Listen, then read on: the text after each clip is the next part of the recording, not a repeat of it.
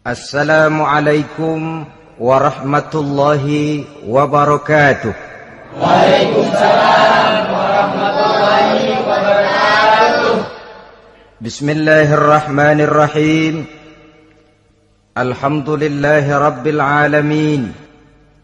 Wassalatu wassalamu ala ashrafil anbiya'i wal mursalin, Sayyidina wa maulana Muhammadin wa ala alihi wa ashabihil mujahidin at-tahirin, amma ba'du.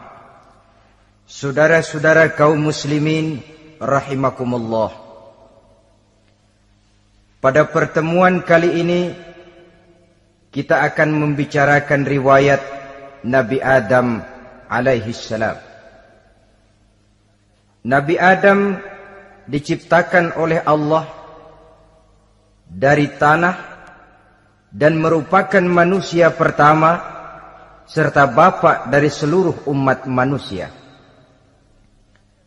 Pada saat Allah hendak menciptakan Nabi Adam, Allah berkata kepada malaikat, "Inni ja'ilun fil ardi khalifah." Aku akan menjadikan seorang khalifah di permukaan bumi. Malaikat dengan nada sedikit protes berkata, "Ataj'alu fiha may yufsidu fiha wa yasfiku ad-dima wa nahnu nusabbihu bihamdik wa nuqaddisu lak." Tuhan, apa perlunya engkau ciptakan seorang khalifah di permukaan bumi? Kelak kalau mereka berkembang biak, kerjanya hanya akan melakukan kerusakan, menumpahkan darah, saling bermusuhan satu sama lain. Sedangkan kami, kata malaikat, sudah cukup bertasbih memuji kebesaranmu. Allah kemudian menjawab, "Inni a'lamu ma la ta'lamun." Aku lebih tahu tentang apa yang kalian semua tidak mengetahuinya. Setelah diciptakan Nabi Adam daripada tanah, ditiupkan roh, maka Allah kemudian mengajarkan kepada Nabi Adam berbagai macam ilmu pengetahuan. Wa 'allama Adam al-asma'a kullaha. Kemudian Allah mengajarkan Nabi Adam nama-nama segala sesuatu. Nama merupakan simbol daripada ilmu pengetahuan. Nabi Adam akan dijadikan khalifah di permukaan bumi. Maka dibekali oleh Allah Subhanahu wa taala al-asma'a kullaha, nama-nama segala sesuatu. Yang dimaksud di sini ialah al-ulumal katsirah, ilmu pengetahuan yang banyak. Malaikat pada mulanya protes. Kami kan sudah cukup bertasbih Tuhan. Kami kan sudah cukup memujimu. Untuk apa lagi membuat manusia sebagai khalifah di permukaan bumi? Seolah-olah malaikat tidak setuju. Allah yang maha tahu rahasia segala sesuatu memberikan vonis, aku lebih tahu tentang apa yang kalian semua tidak tahu. Oleh karena Nabi Adam dipersiapkan untuk menjadi seorang khalifah di permukaan bumi, maka dibekali oleh Allah dengan ilmu pengetahuan. Begitu Nabi Adam dan begitu kita. Karena bukan cuma Nabi Adam, kita pun oleh Allah dijadikan sebagai khalifah-khalifah di permukaan bumi ini. Yang nilai kekhalifahan kita bergantung kepada kondisi kita masing-masing. Ada orang yang menjadi khalifah level internasional, menjadi pemimpin dunia Islam. Ada orang menjadi khalifah level nasional saja. Ada khalifah tingkat kota saja, ada khalifah tingkat kecamatan, ada khalifah tingkat RW, RT, sekurang-kurangnya khalifah untuk tingkat rumah tangga masing-masing. Nah, tanpa membekali diri dengan ilmu pengetahuan, jangan berharap kita akan bisa melaksanakan tugas sebagai khalifah di permukaan bumi ini. Apapun saja, Nabi mengajarkan, man aradad dunya fa'alaihi bil ilmi, wa man aradal akhirata fa'alaihi bil ilmi, wa man aradahuma fa'alaihi bil ilmi. Siapa yang menginginkan dunia harus dengan ilmu. Yang menginginkan akhirat juga harus dengan ilmu. Yang menginginkan dunia akhirat juga harus dengan ilmunya. Tanpa dasar ilmu, maka manusia tidak akan bisa menjalankan tugas kekhalifahan. Setelah diajarkan Adam nama segala sesuatu, dikonfrontir, dihadapkan dengan malaikat. Hei malaikat, kalau tadi kamu bilang buat apa perlunya menciptakan khalifah? Nih bentuknya. Adam.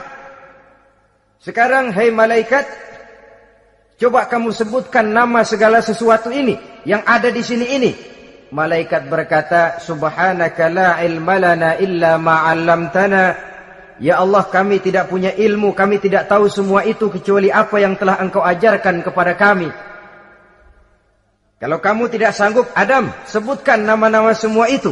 Adam menyebutkannya dengan lancar. Ketika itulah Allah memerintahkan malaikat untuk sujud kepada Nabi Adam alaihi salam. Sujud di sini bukan sujudul ibadah, sebab sujud ibadah kepada yang selain Allah haram. Tapi sujud di sini sujudut tawadhu' i'tirafan bifadili Adam. Sujud merendahkan diri sebagai pengakuan terhadap keutamaan dan kelebihan Nabi Adam. Maka orang yang banyak ilmunya lebih utama dari orang yang hanya banyak ibadahnya. Bahkan iblis lebih takut kepada orang alim yang sedang tidur daripada orang goblok yang lagi ibadah. Model ini diceritakan dalam Ihya-nya Imamul Ghazali. Iblis masuk ke masjid mau menggoda orang lagi sholat. Sudah masuk di pojok masjid, dia lihat orang lagi tidur. Ngacir iblis keluar, cepat benar.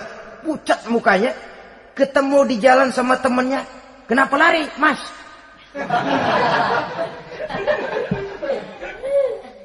Kata temannya, saya mau goda orang sholat.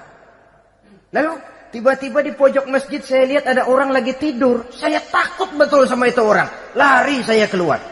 Loh, sama yang sembahyang sampean nggak takut, kok sama yang tidur takut bagaimana? Yang tidur itu orang alim. Yang lagi sembahyang itu orang goblok. Oh, godain orang goblok, saya colek juga dia lupa sembahyang. Tapi orang alim ini saya takut betul. Lah kalau diukur dengan malaikat waktu itu Nabi Adam, ibadahnya lebih banyak malaikat, jelas. Sudah bertasbih, sudah bertahmid malaikat. Nabi Adam baru diciptakan. Tapi kenapa Allah perintah malaikat sujud kepada Adam? I'tirafan bifadili Adam. Keutamaan Nabi Adam. Pantas untuk diserahi tugas sebagai khalifah mengatur kehidupan di muka bumi. Kalau malaikat yang jadi khalifah di dunia ini, nggak rame dunia. Coba malaikat, material, harta nggak perlu. Seksual nggak perlu. Dunia ini hambar. Justru dunia ini menjadi ramai setelah manusia diberikan fungsi sebagai malaikat, sebagai khalifah oleh Allah Subhanahu wa taala. Saudara-saudara kaum muslimin rahimakumullah, setelah nyata kelebihan Nabi Adam, maka Allah perintahkan Nabi Adam tinggal di surga dengan segala kenikmatan yang ada di dalamnya. Tapi lantaran sendirian, kesepian Nabi Adam ini. Allah Maha Tahu, maka diciptakannya pasangannya, yaitu Siti Hawa dari tulang rusuk yang sebelah kiri. Sehingga Nabi pernah pesan begini, Istausu bin nisa fa innahunna khuliqna min dhil'in. Hati-hati kamu ngadepi perempuan. Yang tolong dengar nih yang laki-laki, yang perempuan belaga budak aja dulu lah. Hati-hati kamu ngadepi perempuan. Fa innahunna khuliqna min dhil'in, karena perempuan diciptakan dari tulang rusuk sebelah kiri. Apa watak tulang rusuk? Tulang rusuk itu kan bengkok. Perempuan tuh begitu, didiemin aja bengkok terus, dikerasin patah.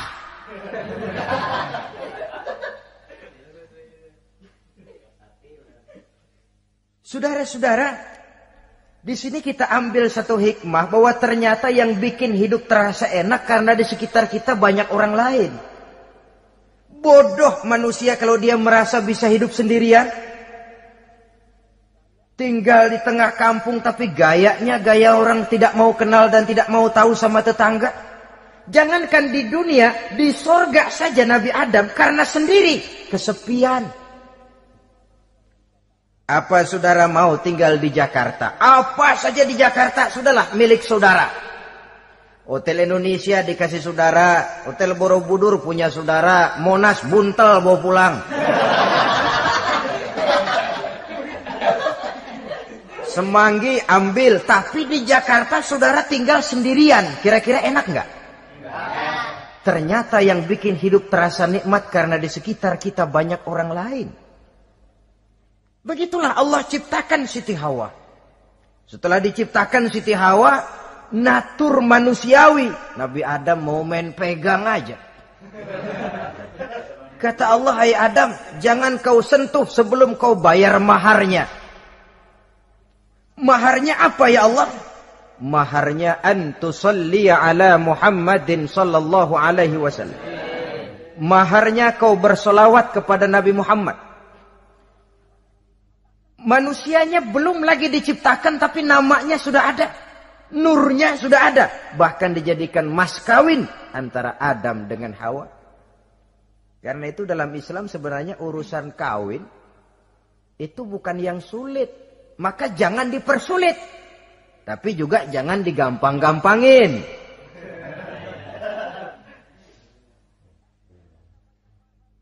Artinya yang namanya mahar ini, walaupun cuma sebentuk cincin besi kalau orang sangat tidak mampu. Bahkan dengan mengajarkan Fatihah saja sah sudah. Saya terima nikahnya Fulanah binti Fulan, dengan mas kawinnya saya ajarkan dia surah Fatihah. Kalau memang kere betul, tidak punya apapun, sah sudah itu. Agama ini mudah, karena itu jangan dipersulit, tapi juga jangan digampang-gampangin. Setelah itu Allah memerintahkan, ya Adam uskun anta wa zawjukal jannah. Hai Adam, kau dan istrimu tinggallah dalam surga. Wa kula minha ragadan haitsu syi'tuma. Segala makanan yang ada di dalamnya boleh kau makan. Pakaian yang aneka warna boleh kau pakai. Nikmati seluruh fasilitas yang ada di surga ini. Cuma atu aja Adam. Yang lain boleh dah. Mau ngapa pakai atu aja jangan.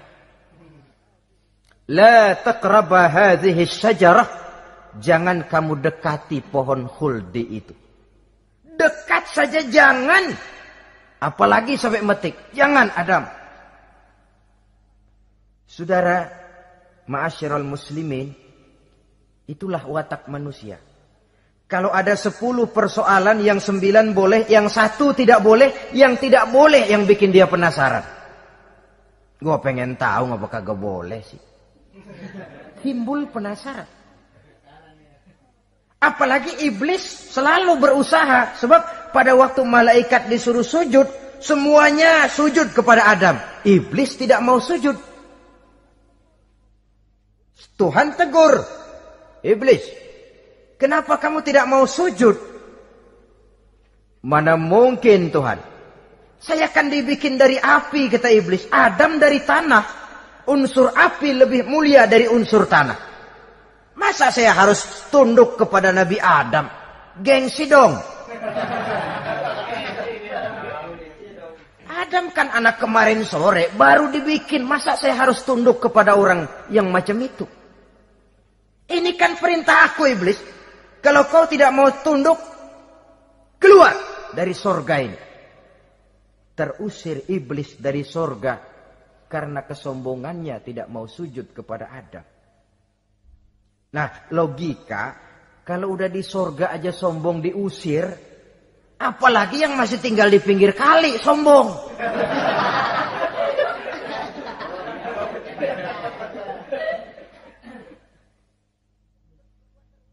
Tapi sejak peristiwa terusirnya itu, iblis bikin proklamasi. Apa proklamasi iblis? Rabbi fanzirni ila yaumi yub'atsun. Ya Allah, gara-gara Adam saya diusir dari surga. Saya minta kepadamu ya Allah, beri saya kesempatan sampai hari manusia dibangkitkan. Kata Tuhan, innaka minal munzarin. Oke, silakan. Mau apa iblis? Rabbi bima aghwaytani la uzayyinanna lahum fil ardi wa la ughwiyannahum ajma'in.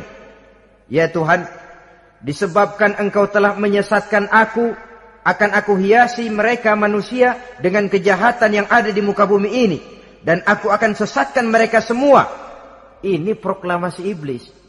Gara-gara Adam saya terusir dari surga, maka sejak saat ini Adam dan seluruh keturunannya musuh bebuyutan saya.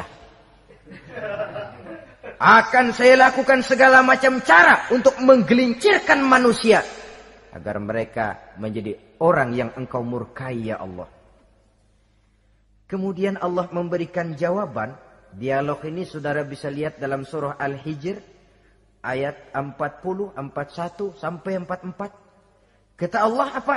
Inna ibadi laisa laka alaihim sultanun illa man ittaba'aka minal ghawin. Silahkan iblis.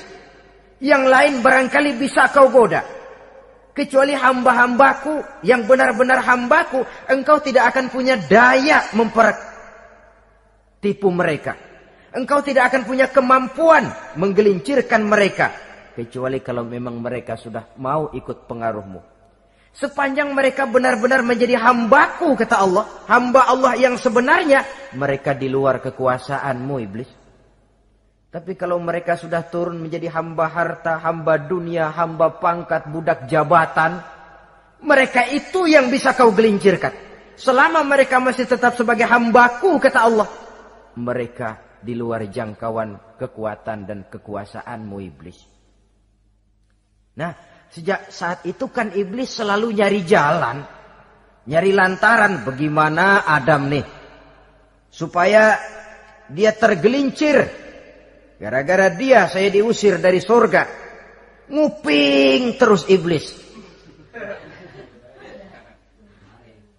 Sampai akhirnya dia dapat berita tentang dilarangnya Nabi Adam mendekati pohon khuldi itu. Satu hari dengan muka sedih. Ya, iblis itu the best actor. Aktor ulung dia. Dengan roman muka sedih, dia datang kepada Nabi Adam dan Siti Hawa. Kata Nabi Adam, iblis, ente kok tampangnya demek amat sih?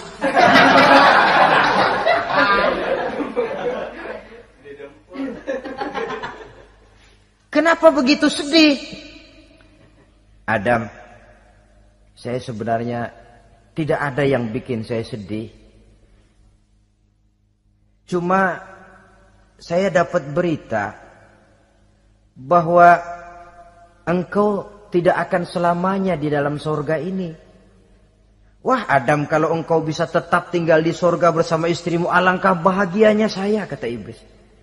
Tapi saya dapat kabar ente nggak bakalan lama-lama di surga.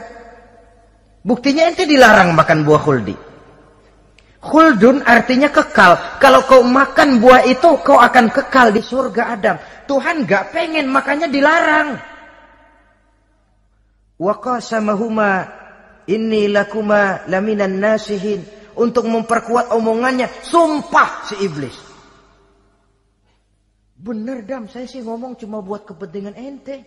Saya sayang sama ente. Yang tahu cuma saya dah. Bicaranya seolah-olah untuk kepentingan Nabi Adam. Sebenarnya tujuannya tidak lebih menjerumuskan Nabi Adam. Begitu iblis zaman dulu, zaman Adam. Dan begitu iblis zaman sekarang. Seolah-olah bicaranya untuk kepentingan umat Islam. Tapi sebenarnya tujuannya ngelecehin. Memperdayakan umat Islam. Dia bilang kepada Adam, saya sih cuma ngasih saran Adam, kalau ente pengen selamanya di surga, petik aja tuh buah. Pokoknya beres dah. Itu si Tuhan ngelarang bohongin doang lo.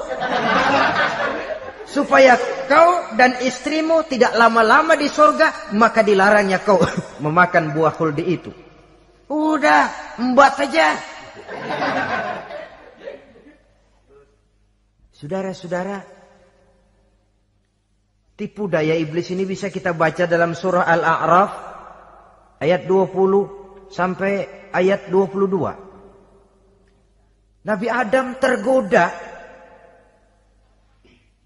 ditambah oleh bujuk rayu Siti Hawa. Nabi Adam yang setengah hati itu akhirnya terpancing betul. Sebab itu perempuan, walaupun peranannya tidak begitu kelihatan, tapi memang sangat menentukan. Tidak ada seorang suami bisa sukses jadi apapun dia tanpa peran serta istrinya. Karena itu sebagai muslim, kita punya teman hidup dan kita punya lawan hidup. Siapa teman hidup kita? Dalam arti sempit, teman hidup kita istri. Kalau dia istri tentu suami yang taat kepada Allah dan Rasulnya. Dalam arti luas, teman hidup kita ialah setiap muslim. Setiap orang yang pandangan hidupnya sama dengan kita. Itu teman hidup. Lalu lawan hidup kita siapa? Lawan hidup kita secara mutlak iblis dalam segala bentuknya. Iblis yang berbentuk halus, ini ngusirnya rada lebih gampang. Konon ya, iblis setan itu kalau dengar orang azan kan lari. Takut dia. Dibacakan bismillah, minggir. Yang sulit diusir ini iblis yang berbentuk manusia. Diazanin nyengir.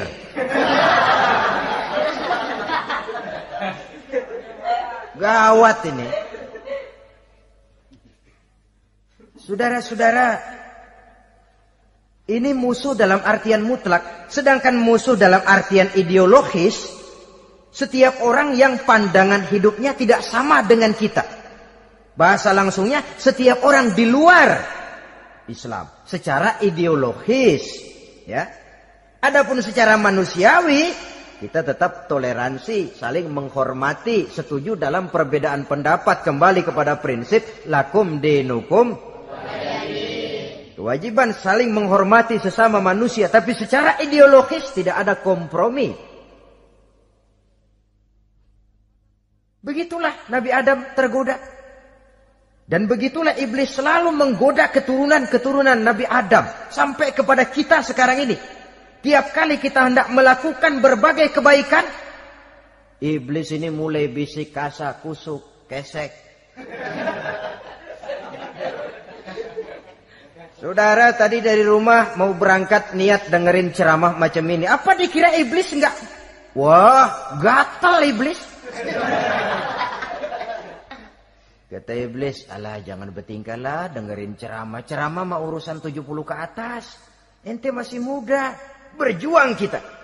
Jihad, bismillah. Tidak, saya mau dengar ceramah. Berangkat kita ke tempat ini. Sampai di sini apa dikira iblis diam? Enggak. Dia bisikin lagi. Iya. Lu hadir ke sono dah. Cuma nyampe sono lu ngomong aja ngomong dah. Ustadz mah jangan didengerin, ngomong aja udah. Perang lagi jihad, saya nggak mau ngomong, mau dengerin betul-betul. Kata iblis, iya lo dengerin dah, jangan ngomong, cuman pules.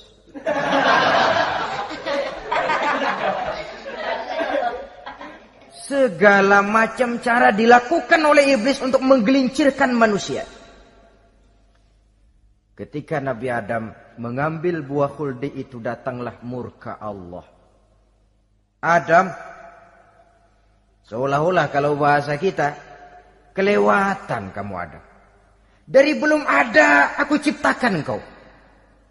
Barangkali kau merasa kesepian, aku ciptakan Hawa. Aku tinggikan derajatmu dari malaikat sampai malaikat sujud kepadamu. Aku perintahkan kau tinggal di surga dengan seluruh fasilitas yang ada di dalamnya. Cuma satu yang aku minta, jangan dekati pohon khuldi, engkau tidak sanggup Adam. Keluar dari surga ini. Terusir Nabi Adam dan Siti Hawa dari surga. Turun ke dunia ini. Turun terpisah lagi. Ya Allah. Orang itu kalau biasa susah, ketemu susah sih menglalap namanya. Makanannya. Tapi biasa seneng ketemu susah. Ini yang kalau tidak kuat mental. Tengoklah zaman sekarang kan nih. Kalau tuan-tuan rajin baca pos kota. Kayaknya nyawa murah bener. Pasal duit 100, nyawa hilang. Pasal diputusin pacar, begon ditenggak. Gantung diri pakai tali plastik. Murah betul kelihatannya jiwa itu. Sehingga pantas kalau Nabi pernah katakan irhamu salasatan minan nas, sayangilah 3 macam manusia. Pertama, azizan zalla, orang mulia yang jatuh hina. Pejabat tinggi kalau pensiun kesian bener. Ya Allah. Udah nggak ada yang ngasih hormat, tanda tangan nggak laku. Azizan zalla. Orang mulia yang jatuh hina. Yang kedua, ghaniyan qad iftaqara. Orang kaya jatuh miskin. Dari hidup serba ada jatuh melarat. Yang ketiga, faqihan yal'abu bihil juhal. Ahli fikih ngerti hukum tapi dipermainkan oleh orang-orang bodoh yang kebetulan punya kekuasaan. Kalau keluar fatwa sesuai dengan pesan sponsor. Yang halal bisa jadi haram, yang haram dibikin remeng-remeng.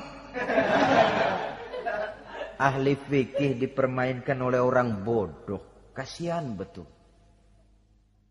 Terpisah Adam dengan Hawa ini. Adapun Nabi Adam turun menyesal dengan seluruh kesalahannya. Sujud, taubat, menangis.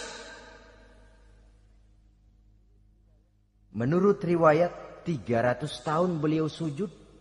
Seraya membaca Rabbana zalamna anfusana wa illam taghfir lana wa tarhamna lanakunanna minal khasirin. Ini doanya Nabi Adam. Ya Allah, kami telah zalim kepada diri kami sendiri. Andai kata engkau tidak kasihan, tidak memberikan ampun kepada dosa yang kami lakukan, sungguh kami termasuk ke dalam golongan orang-orang yang rugi. Ini yang dibaca Nabi Adam dalam taubatnya. Di akhir taubatnya, Nabi Adam munajat kepada Allah. Ya Allah, dengan kebesaran Muhammad ampunilah dosa saya. Allah tegur, kaifa araftahu ya Adam walam akhluqhu. Dari mana kau bisa tahu nama Muhammad Adam padahal aku ciptakan saja belum manusianya. Kata Nabi Adam, pertama ketika engkau ciptakan saya, engkau tiupkan ruh ke dalam jasad saya, terbuka mata saya memandang ke bawah arasmu. Di sana nampak dengan jelas tertulis di kaki arasmu, La ilaha illallah Muhammadur Rasulullah. Taulah saya bahwa Muhammad ini orang yang paling dekat dengan engkau ya Allah. Sampai namanya bergandengan dengan namamu di kaki arasmu. Yang kedua, ketika saya hendak menyentuh Hawa, kau juga yang mengatakan jangan kau bayar maharnya sebelum kau bersolawat kepada beliau. Saudara hadirin yang saya hormati, Nabi Adam diterima taubatnya oleh Allah. Kemudian dipertemukan kembali dengan Siti Hawa setelah sekian lama berpisah. Pertemuan itu terjadi di satu dataran luas, di satu padang yang luas, yang sampai sekarang dinamakan dengan Padang Arafat. Tempat para ibadah haji melakukan wukuf, yaitu puncak pelaksanaan ibadah haji. Dan pertemuan itu sendiri terjadi di atas sebuah bukit kecil yang diabadikan dengan nama Jabal Rahmah di kawasan Arafat itu. Di atas Jabal Rahmah itu ada satu monumen kecil untuk mengabadikan pertemuan Nabi Adam dengan Siti Hawa. Lalu tinggallah keduanya di permukaan bumi ini. Oleh Allah diberikan karunia keturunan yang banyak. Dan tiap kali lahir kembar. Kembarnya laki perempuan, laki perempuan, laki perempuan. Dari sinilah berkembang biak manusia. Di mana di zaman Nabi Adam perkawinannya silang. Karena tentu tidak ada manusia lain. Perkawinan silang itu artinya, kalau si A dan B, A ini laki, B perempuan, kemudian lahir kembar kedua antara C dengan D, maka begitulah yang A dikawinkan dengan D, yang C dikawinkan dengan B. Perkawinan silang. Tidak boleh perkawinan yang kembar sama waktu dilahirkan. Nah, di antara putra-putra Nabi Adam yang kemudian juga membuat sejarah, yaitu Habil dan Qabil. Habil, saudara kembarnya namanya Labuda, perempuan. Qabil, saudara perempuannya Iklimah. Menurut hukum perkawinan waktu itu harus silang. Habil harus kawin dengan Iklimah, dan Qabil harus kawin dengan Labuda. Tapi Qabil protes. Dia kepengen kawin dengan saudara kembarnya sendiri. Dalam arti yang sama-sama dilahirkan dengan dia, yaitu Iklimah. Kenapa? Karena kebetulan rupa Iklimah ini lebih cantik daripada Labuda. Protes kepada ayahandanya Nabi Adam. Abah, saya tidak terima, saya harus kawin dengan Iklimah. Tidak Qabil, kamu harus kawin dengan Labuda. Gak mau. Kenapa dengan Labuda? Kurang kece.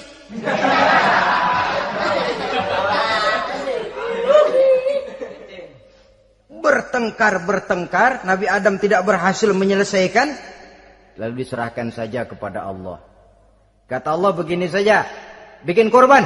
Kamu berdua, Habil, Qabil. Siapa yang korbannya aku terima, dia boleh kawin sama Iklimah. Ternyata korban yang diterima adalah korbannya Habil. Jadilah Habil kawin dengan Iklimah. Tapi Qabil tidak puas. Dendam kesumatnya timbul, iblis ngilikin. Kresek. Akhirnya dibunuh saudaranya Habil ini. Inilah sejarah pembunuhan pertama dalam kehidupan manusia. Qabil membunuh Habil. Habis dibunuh bingung. Bagaimana naruhnya ini mayat? Allah lalu memberikan petunjuk. Dalam Al-Maidah ayat 31 itu dijelaskan. Ada burung gagak berantem sama burung. Yang satu mati. Nah, oleh yang masih hidup, tanah ini dicakar-cakar sama kakinya dan sama paruhnya. Sehingga berbentuk lubang. Bangkai saudaranya itu dimasukin ke lubang itu, lalu diuruk lagi pakai tanah oleh cakar kakinya dan paruhnya itu. Sehingga Qabil, cara ini bisa. Itulah sejarah penguburan pertama dalam perkembangan manusia. Oleh karena itu, Nabi memberikan penjelasan, man sanna sunnatan hasanatan falahu ajruha wa ajru man amila biha wa fi riwayatin wa ajru man tabi'aha. Siapa orang yang melakukan satu kebajikan, dia akan mendapat pahala dan pahala dari orang-orang yang mengikuti kebaikannya. Misalnya saudara membentuk pengajian. Ramai pengajian saudara. 1000 orang yang datang ngaji, 1000 orang saudara dapat pahala. Sponsor kebaikan. Sebaliknya, wa man sanna sunnatan sayyi'atan falahu ismuha wa ismu man amila biha, ay wa ismu man tabi'aha. Siapa yang memulai suatu kejahatan, dia akan mendapat dosa dan dosa dari orang-orang yang melakukan atau mengikuti kejahatannya. Umpamanya saudara mengadakan pesta. Lalu dalam pesta itu terjadi segala macam maksiat. Maka seluruh maksiat yang terjadi malam itu di tempat itu, saudara ikut dapat dosanya. Kenapa? Sponsor. Tiap kali ada pembunuhan, Qabil dapat andil dosa. Kenapa? Sponsor. Tapi kalau 2 orang muslim, ini masalahnya Habil nggak ngelawan kan, dibunuh. Tapi kalau 2 orang muslim berkelahi, kata Nabi apa? Apabila 2 orang muslim saling berbunuh-bunuhan,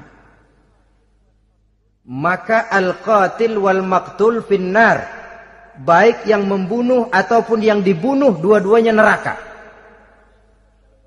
Sahabat heran, ya Rasul, kalau yang ngebunuh masuk neraka pantas, tapi ini yang dibunuh kenapa neraka juga? Soalnya sama-sama niat, cuman keduluan aja. Itu kan masalahnya. Andai kata dia nggak terbunuh, dia yang akan membunuh. Niat itu sudah ada. Nah kalau Habil ini dia tidak punya niat membunuh, dia memang dibunuh oleh Qabil. Saudara-saudara kaum muslimin rahimakumullah. Lalu dari situlah berkembang biak keturunan Nabi Adam alaihi salam. Sehingga dengan demikian bisa kita katakan sebagai satu konklusi. Pertama, bahwa manusia adalah makhluk Allah yang menempati kedudukan tertinggi dan berasal dari Nabi Adam sebagai manusia pertama. Dengan malaikat sekalipun manusia sebenarnya lebih tinggi. Kapan? Kalau dia tetap benar-benar sebagai hamba Allah yang membekali diri dengan ilmu pengetahuan. Laqad khalaqnal insana fi ahsani takwim. Kami ciptakan manusia dalam bentuk yang paling baik. Dan ketinggian manusia itu tidak ditentukan oleh bahan-bahan dari mana manusia diciptakan. Tapi ditentukan oleh adanya roh yang ditiupkan ke dalam jasadnya. Dan kemampuan yang ditimbulkan oleh nilai-nilai rohaniah tadi. Kalau secara biologis kita ini semua bahannya sama. Dari saripati mak tanah yang menghasilkan buah yang dimakan oleh mak bapak kita, membentuk hormon, menghasilkan sperma, terjadi kerjasama yang baik antara ibu dan bapak, sehingga kemudian melahirkan kita ke alam dunia ini. Secara biologis bahan kita sama, dan tidak itu yang menentukan ketinggian manusia. Walaupun keturunan juga mempengaruhi, sebab sekarang ada istilah ramai orang bicara bayi tabung. Dan majelis ulama sudah memberikan fatwa kalau spermanya itu berasal dari sang bapak, tidak jadi masalah. Tapi kalau dari orang lain, haram. Yang lebih celaka lagi di negara maju, tidak lewat proses alam rahim. Jadi dalam satu tabung yang diberikan suhu yang mirip dalam kandungan, di situ dipertemukan antara sperma, air mani laki-laki, dengan ovum, air mani perempuan. Diberikan suhu yang mirip dalam kandungan, dan itu diharapkan bisa menghasilkan manusia lewat tabung kaca itu. Saya tidak sanggup bayangkan kalau sekarang orang tanya usul asal-usul kita, kan kita masih enak jawab. Kamu anak siapa? Oh, bapak saya Fulan, ibu saya Fulana. Oh, kenal saya. Tapi manusia yang akan datang kalau proyek ini berhasil, bapakmu siapa? Enggak tahu, saya dulu keluar dari tabung, Pak. Rendah betul martabat manusia. Sama saja dengan ada perempuan pernah protes, Pak, Islam itu enggak adil katanya. Kenapa? Masa dalam Islam laki-laki boleh kawin lebih dari satu, tapi perempuan enggak boleh kawin lebih dari satu? Supaya sama-sama adil, boleh dong perempuan punya laki lebih dari satu. Saya bilang, justru disitulah Islam itu hendak menjaga martabat manusia. Kalau seorang suami punya istri empat-empatnya lalu hamil, bapaknya jelas. Tapi kalau perempuan satu punya suami 4 lalu hamil, bapaknya yang mana ya?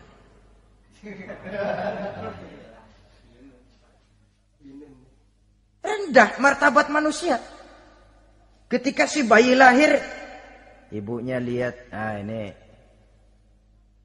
jidatnya kayak si A ini. Sudah, ini anakmu saja nih, jidatnya jidat kamu. Kata, antar dulu jidat saya, tapi kuping B ini nggak mau saya. Terkatung-katung si anak tanpa tahu kemana dia mesti manggil bapak. Ibu daftarin anak ke sekolah, Pak Guru tanya lagi, ini bin siapa, Bu? Bingung lah, udah tulis Bu, bin rame-rame.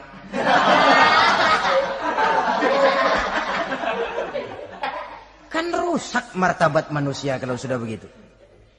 Justru Islam ini menjaga ketinggian martabat manusia. Jadi manusia itu fi ahsani takwim, Kapan? Kalau dia bisa menjaga kehambaannya di hadapan Allah dengan melaksanakan fungsi sebagai khalifah di permukaan bumi. Tapi bila dia sudah tidak lagi menjadi hamba Allah, tidak lagi berfungsi sebagai khalifah, dia sudah masuk summa radadnahu asfala safilin. Kami kembalikan ke tempat yang paling rendah, lebih rendah dari binatang sekalipun. Kalau dia tetap menjaga posisinya lebih tinggi dari malaikat. Malaikat saja sujud kepada Nabi Adam. Apalagi kepada makhluk-makhluk yang lain manusia ini. Tapi kalau dia tidak pandai, lebih rendah daripada binatang. Inilah uniknya makhluk bernama manusia. Dengan posisinya dia bisa menjadi lebih tinggi dari malaikat. Tapi juga dia bisa meluncur lebih rendah daripada binatang. Untuk menjaga itulah diperlukan agama dalam kehidupan kita sekarang ini. Bukan cuma sebagai lipstick, tapi sebagai pedoman, sebagai way of life yang akan mewarnai cara kita berpikir, state of mind, rule of thinking, cara kita memandang kehidupan ini diwarnai oleh nilai-nilai agama. Dengan demikian, maka manusia bukan keturunan kera. So, ada satu teori namanya teori evolusi yang disampaikan buat pertama kali oleh Charles Darwin. Dia mengemukakan teori bahwa perkembangan kehidupan sesungguhnya di dunia ini menunjukkan mata rantai yang utama melalui apa yang dia namakan seleksi alamiah. Mula-mula dari ikan, melalui seleksi ke amfibi, dari amfibi ke reptil, dari reptil ke mamalia, dari mamalia ke mamalia kecil, dari mamalia kecil ke primat, dari primat ke monyet, dari monyet menjadi Homo erectus. Ini teori Darwin. Tapi dia tidak jelas-jelas mengatakan bahwa manusia keturunan monyet. Hanya seketurunan. Seketurunan kan tidak berarti keturunan. Begini saja. Toyota Kijang sama Toyota Corolla itu seketurunan. Tapi Corolla dengan Kijang kan lain. Cuma seketurunan. Dalam arti sumbernya sama. Makhluk yang tidak tahan seleksi alam, oleh udara yang sangat dingin, perkembangan cuaca yang sangat panas, gempa bumi dan sebagainya, seleksi alam dia namakan, hilang, musnah dari peredaran. Seperti ada binatang raksasa itu dinosaurus, sekarang kan cuma tinggal dongeng saja, tinggal nama atau kerangka. Itu oleh seleksi alam dia nggak lulus, hilang. Yang bertahan, yang lulus seleksi alam. Manusia walaupun kecil yang lulus seleksi alam ini. Biar dihantam gempa bumi, angin topan, tetap aja ngejedok. Nah, teori Darwin ini, teori evolusi ini didukung dan dibuktikan oleh peninggalan fosil atau binatang dan tumbuhan yang hidup dan mati selama perkembangannya.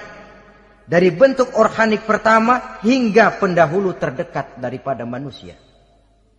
Tapi ada satu kelemahan dari pokok daripada teori evolusi ini.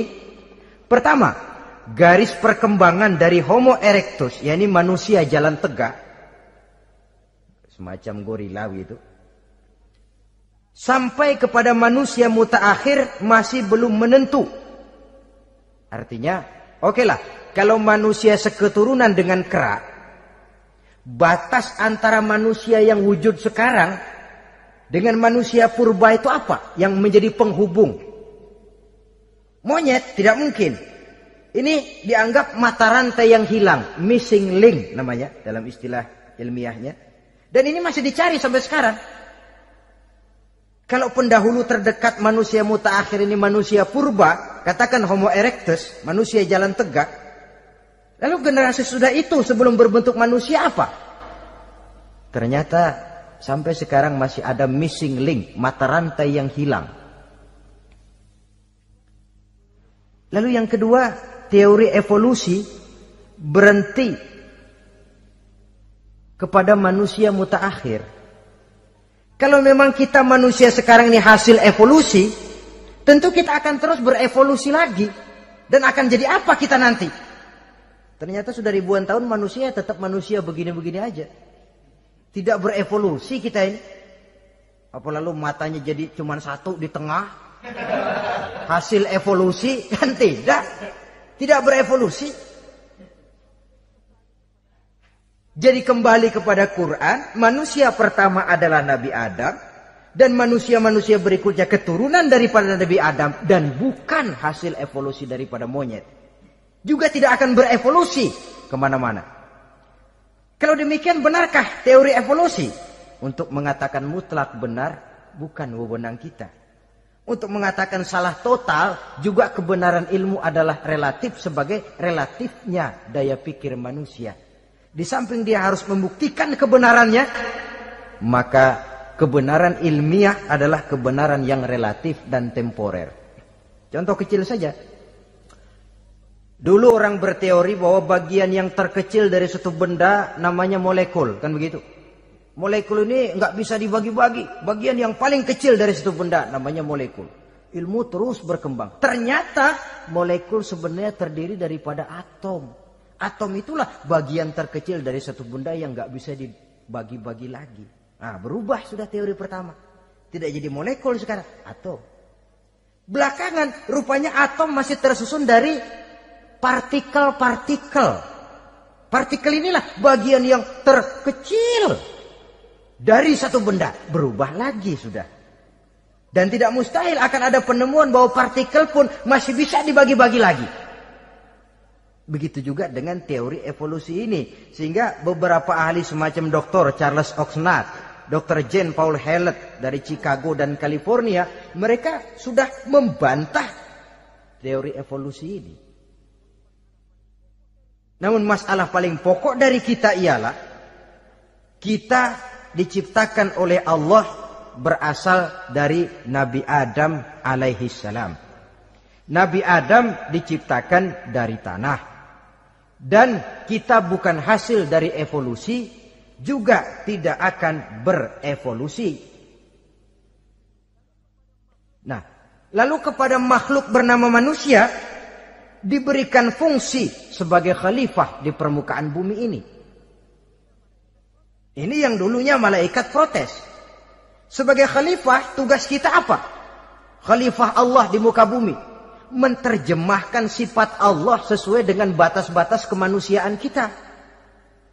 Allah Maha Pengasih, berusahalah kita pengasih kepada makhluk sesuai dengan batasan manusiawi kita. Allah Maha Menolong, ringan tanganlah kita menolong orang yang memerlukan sesuai dengan batas kemampuan kita. Fungsi khalifah. Untuk bisa berfungsi sebagai khalifah secara baik, kita harus mempunyai modal yang dinamakan ilmu pengetahuan. Dan Islam sangat menggalakkan itu. Jauh dulu 14 abad yang lalu, dari desa kecil yang bernama Mekah yang peta belum muat, orang di dunia belum kenal, sudah keluar seruan utlubil ilma walau bisin, tuntutlah ilmu walaupun di negeri Cina. Ngomong Cina di Mekah, padahal Mekah waktu itu belum masuk peta, belum dikenal orang. Sudah ada revolusi ilmu dan budaya. Belajar walaupun harus nyebrang ke negeri Cina. Lalu ada lagi misalnya allimu auladakumus sibahata warrimayah, kata Nabi. Ajarkan anakmu renang dan lempar. Lempar lembing, lempar cakram. Olahraga. Satu tanda Islam agama masa depan. 14 abad yang lalu di Saudi Arabia, Nabi mengajarkan ajari anakmu berenang. Kalau Islam agama untuk orang Arab saja, mau berenang di pasir. Tapi wawasan pandangannya luas. Bahwa Arab sebagian besar memang Islam, betul. Tapi Islam bukannya Arab, itu juga jelas. Sepanjang kita masih menjadi khalifah Allah, maka sepanjang itu kita fi ahsani taqwim. Nah, sebagai khalifah Allah kita bertugas membudidayakan alam ini. Kita kadang-kadang terlalu. Ada ayat, wa ma min dabatin fil ardi illa 'alallahi rizquha. Semua yang melata di muka bumi dijamin rezekinya oleh Allah. Ayat itu betul. Hak karena datang dari Allah. Bahwa rezeki disediakan di muka bumi memang. Tapi rezeki itu tidak turun begitu saja laksana jatuhnya embun di waktu pagi. Kita harus berusaha. Dan usaha manusia mencari rezeki lain dengan ayam. Kalau ayam dari tahun atu. Nyari rezekinya tuh modalnya cuma ceker patok. Coba. Dari tahun 1 ayam, asal punya ceker, punya patok, sudah dapat rezeki dia. Nggak perlu masuk TK, SD, SMP. Tapi manusia cari rezeki, apalagi zaman sekarang. Persaingan hidup tajam, lapangan kerja sulit, tensi ekonomi tinggi. Masuk sekolah urusan, tamat sekolah urusan. Kadang-kadang dilema juga. Masuk perguruan tinggi negeri sulitnya setengah mati kayak onta masuk ke lubang jarum. Masuk perguruan tinggi swasta yang favorit biayanya selangit.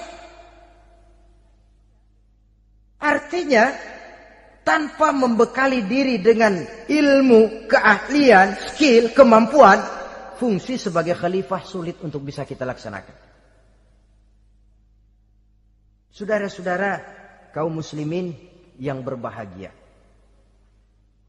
Kalau fungsi khalifah ini mampu kita laksanakan, iblis putus asa sudah.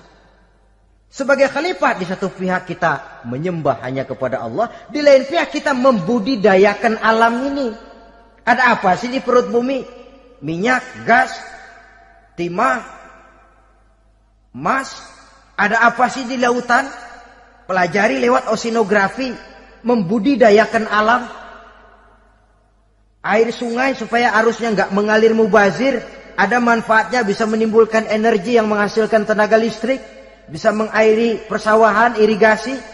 Bikin apa? Bikin dam, membudidayakan alam. Tapi juga mengislamkan budidaya itu. Bahasanya mengkulturkan natur, mengislamkan kultur. Membudidayakan alam dan mengislamkan budi dan budaya manusia. Sehingga apapun yang kita kelola dari alam ini nantinya akan untuk menunjang tugas sebagai khalifah, sujud kepada Qadhi Rabbul Jalil. Saudara-saudara, maka bersyukur kita. Oleh Allah dijadikan manusia. Tidak pesan, terima beres, cantik. Dari segi biologis maupun psikologis, tidak ada makhluk secantik manusia. Dibekali dengan agama, di samping akal. Sehingga agama membimbing akal agar sampai kepada kebenaran yang hakiki. Kita sebagai keturunan Nabi Adam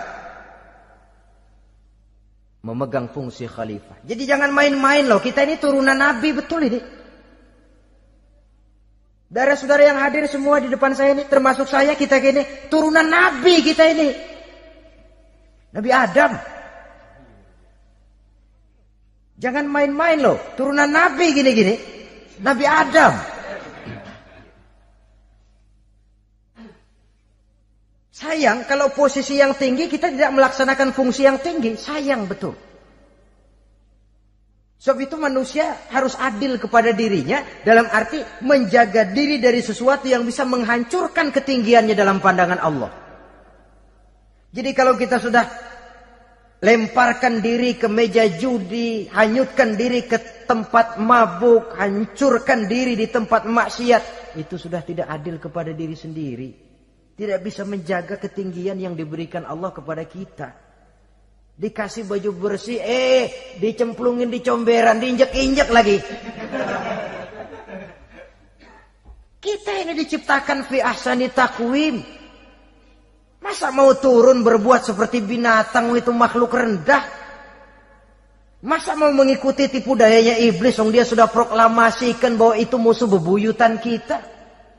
Innahu lakum aduwwum mubin. Setan musuhmu yang jelas dalam segala bentuknya.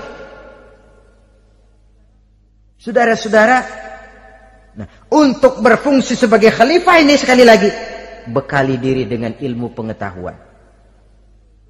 Dan ilmu itu di zaman kita sekarang tentu kalau Nabi Adam diajari langsung oleh Allah, wa 'allama Adam al-asma'a kullaha. Lah kalau kita mau nunggu Tuhan ngajarin, geblek terus. Ya tidak mustahil Allah memberikan ilmu yang disebut ilmu laduni ya. Transfer.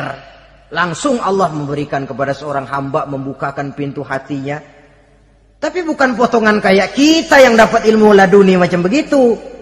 Satu contoh, menurut ceritanya, Hadratus Syekh Kiai Hasyim Asy'ari itu kan ngaji beliau kepada Kiai Khalil Bangkalan, Madura. Kiai Khalil ini wali.